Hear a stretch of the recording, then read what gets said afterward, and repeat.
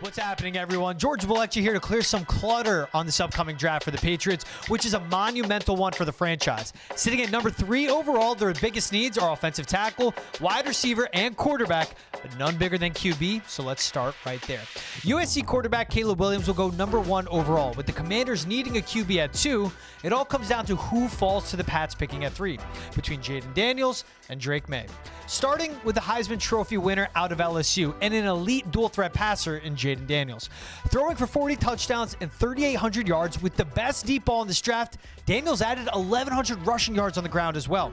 Think Lamar Jackson light when scrambling. But that doesn't mean he doesn't have great mechanics and footwork passing from the pocket, which he does. With 5 years of starting experience under his belt, the 6'4", 210-pound righty has great timing, vision, and can make off-schedule plays. But his slender frame does lend durability concerns, but due to his high ceiling and his dynamic playmaking ability, that's what has him at QB2 in this draft. As for Drake May out of North Carolina, 6'4", 230 pounds, and athletic. He's received pro comps to Justin Herbert and Josh Allen thanks to his superior arm strength, which allows him to throw to every area of the field while showing poise throwing under pressure. But he does possess a gunslinger mentality and May lacks processing speed.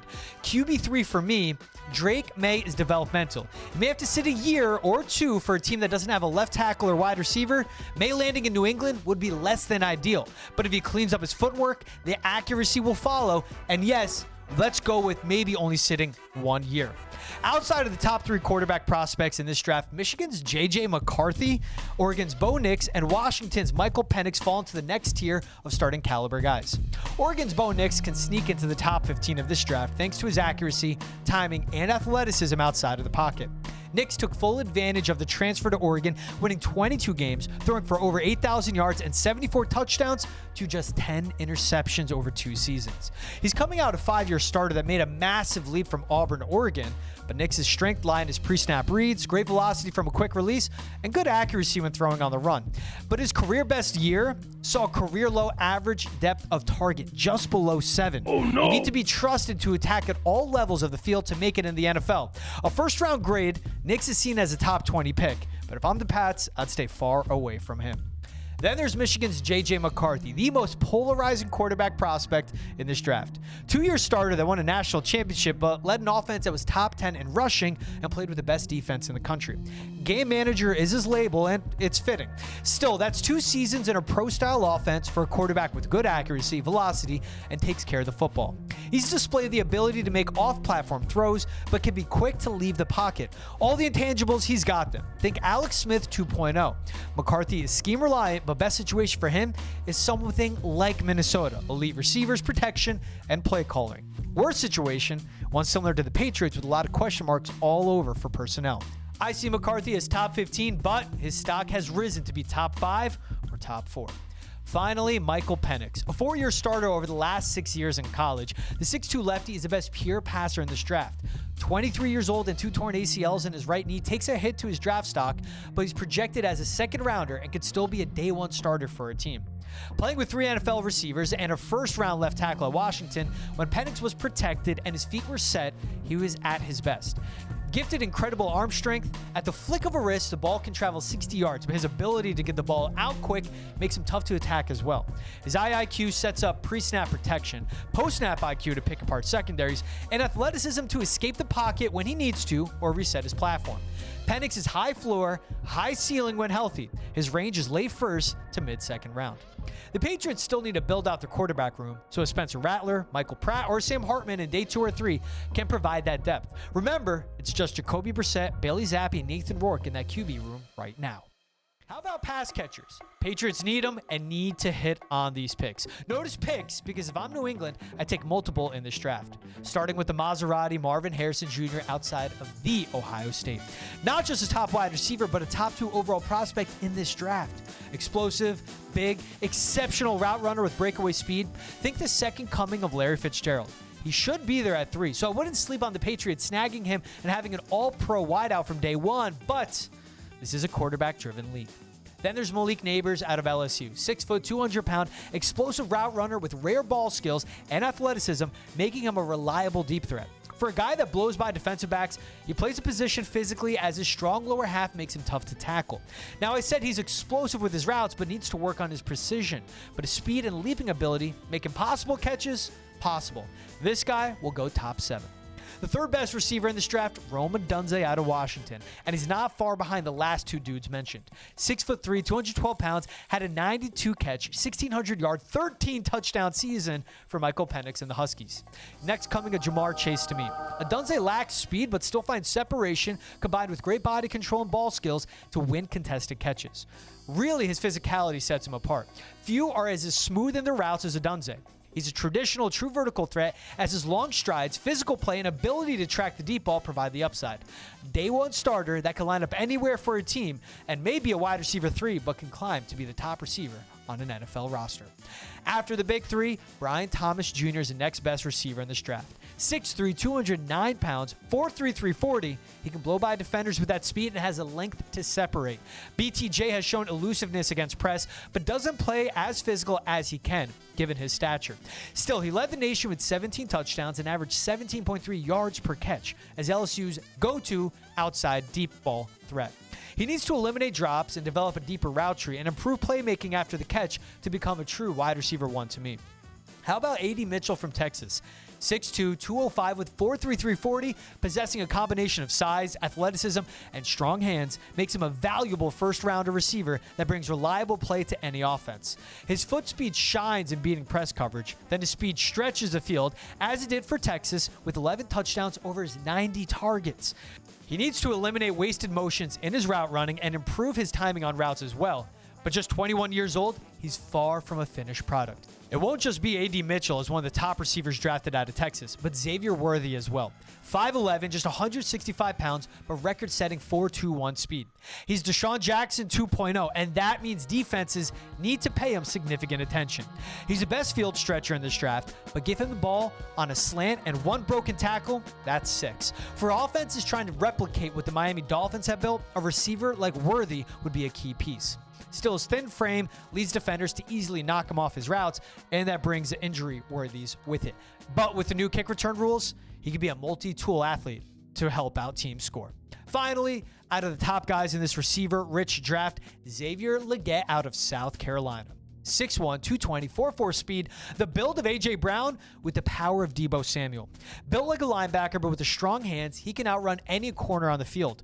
Relying on his natural build and athleticism, though, leaves a ton to be desired in the details of his route running, and he struggles against a press. Still, Legette can just sneak into the end of the first round for a team like the Bills, Chiefs, or 49ers, or fall to the second, where the Patriots at 34 would be primed to pick him. Next up, Ladd McConkey out of Georgia. A shame he's coming into the league right as Bill Belichick is out of it. But beyond being another crafty white wide receiver, he's got game. His strength lies in his route running that sets up defensive backs and short area quickness that creates separation. Great at tracking the ball downfield, McConkey is a legitimate vertical threat down the seam.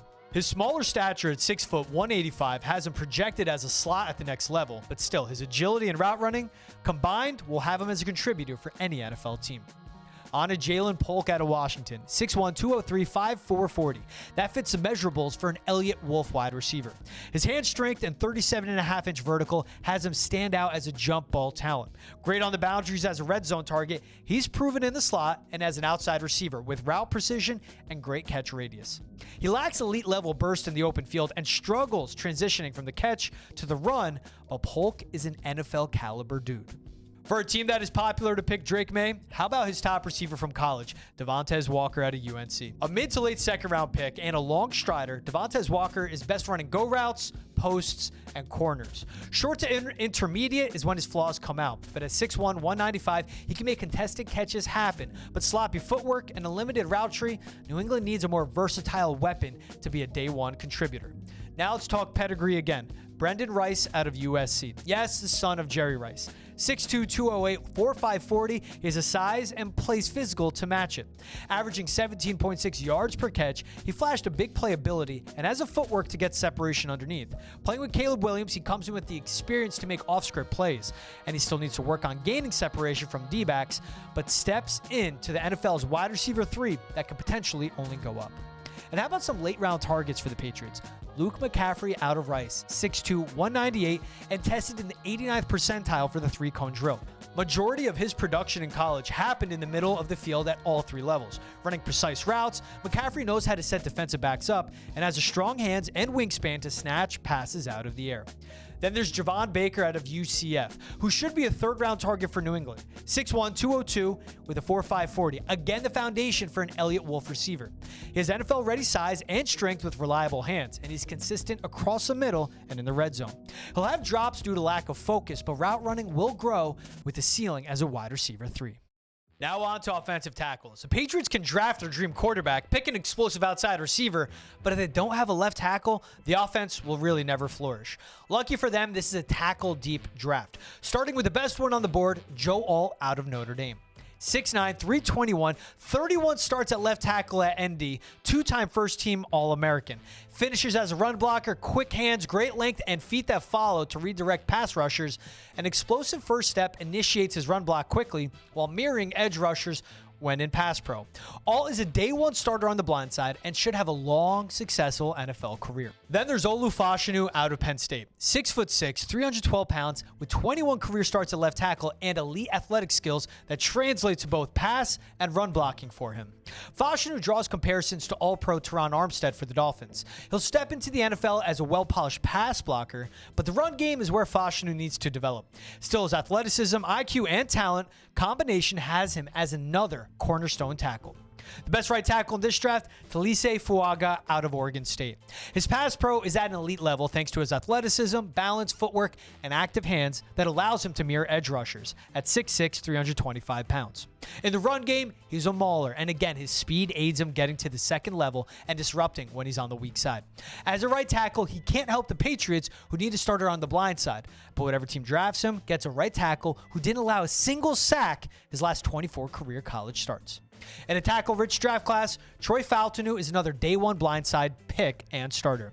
6'4", 320 pounds, he allowed 4 QB hits and 4 sacks his last 2 seasons protecting Michael Penix. His exceptional footwork, agility, and hand usage is what makes him such a good pass protector.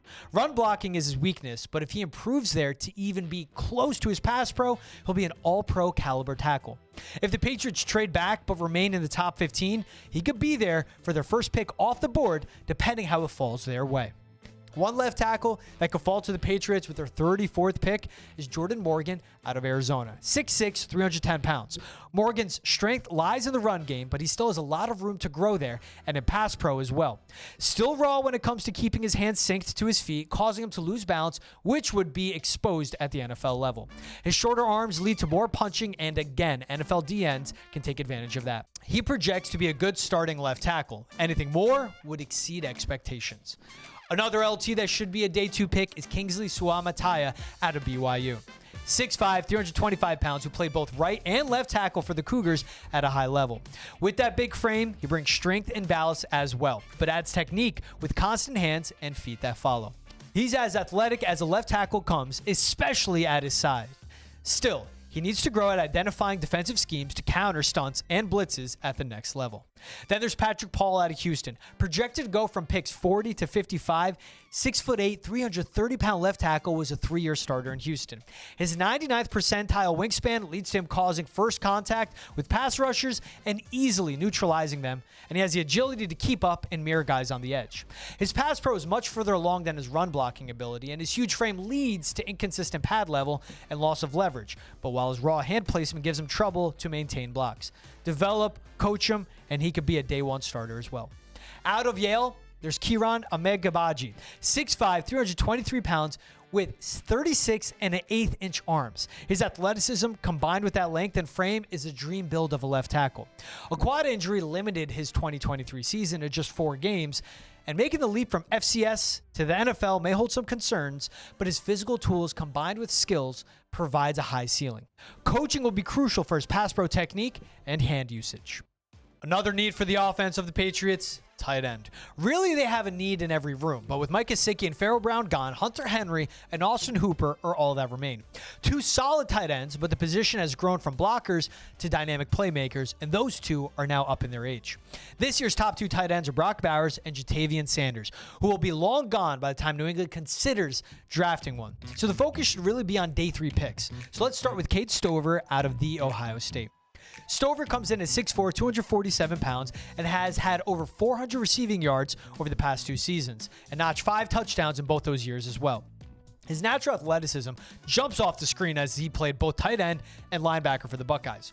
Strong hands and good body control had him earn a contested catch rate of 60%, second best of any pass catcher in this draft. But Stover does need to improve his route running to get more separation and get open and work on his inline blocking. But again, a day 3 pick, patience to develop behind those two veterans could work out in his favor. Then there's Kansas State's Ben Sinnott, who comes in at 6'4", 250, and averaged 13.9 yards per catch, hauling in 6 touchdowns in his final season in the Little Apple. Athletic with great foot speed, he could run routes at all 3 levels and is a chain mover thanks to his tough running after the catch. When it comes to blocking, that's his biggest need to improve. Point of the attack, hand placement, leveraging is all where he needs to learn. But his strong hands, IQ, and versatility could be a great fit in an Alex Van Pelt offense that loves its tight ends. And if the Patriots are looking for a true run-blocking tight end to fill out the room, there may not be a better choice in this year's draft than Michigan's A.J. Barner. 6'6", 251 with great timing and power from his inline blocking. He can get it done in pass pro as well, but don't depend on him one-on-one with NFL defensive ends. Still, his long arms and big frame allows him to carry more weight and lends a good catch radius as well. Again, sitting behind vets gives him a year to really work on his route running and pass catching and can help him reach that next level as a player. Now, when it comes to interior offensive line, this is the Patriots' only area of non-immediate need. And that's more of them investing 4 picks in the interior line in the last 2 drafts. But with David Andrews turning 32 this upcoming season and their 3 young guards unproven, why not keep accruing prospects if it's with value? Starting with Tanner Bortolini out of Offensive Lineman Factory, Wisconsin. 6'4", 310 pounds, the center who also has experience playing both guard positions in 3 seasons for the Badgers. And Bortolini allowed just 3 sacks and 6 QB hits total in his career. Match up that consistency with his athleticism as Bortolini scored in the 99th percentile for the Combine's athletic test. Being undersized is his knock, and he can begin to lean too much, but his athleticism and position flexibility overcome what can be coached. Jake Andrews started the last game of the season last year at guard for the Pats, so if they see him at that spot, Bortolini could be a center to pick and develop behind David Andrews. Also out of the Big Ten is Drake Nugent from Michigan. With a much smaller frame of 6'2", 298, Nugent allowed just 9 QB hits over 39 starts. Handling protection calls for the Wolverines, though, you know he brings IQ with him. But below average foot speed and being undersized still has him as a low ceiling, late draft prospect. The last potential center I can see the Patriots targeting in this year's draft is Andrew Rame out of Oklahoma, who's currently projected to go in the 7th round. The 6'4", 314-pound senior possesses great physical traits for an interior lineman, but would be a project pick for the Patriots, as he lacks lateral quickness on the line, is slow to pick up his hands after the snap, and really needs to improve his body control in the run game. But he could end up developing into an NFL starter if given the proper coaching, time, and refines the nuances of his game. All in all, it's nothing new that the Patriots' biggest needs for the draft are on offense, future QB1, left tackle, and add wide receiver talent. The Patriots' long-term play should be to trade back and accrue first-rounders, but when facing a quarterback prospect with the ceiling of Drake May, they likely will pick him there. At pick 34, it's receiver or tackle depending how the board falls, but the drop-off after that spot for tackle is much worse than at wide receiver. So think Kingsley Suamataia out of BYU at 34. Shoring up the left side, then Jalen McMillan or Luke McCaffrey at receiver later on in the draft. After those top 3 positions of need are taken care of, interior line and tight end are the next positions needed, with the late flyer likely going to running back.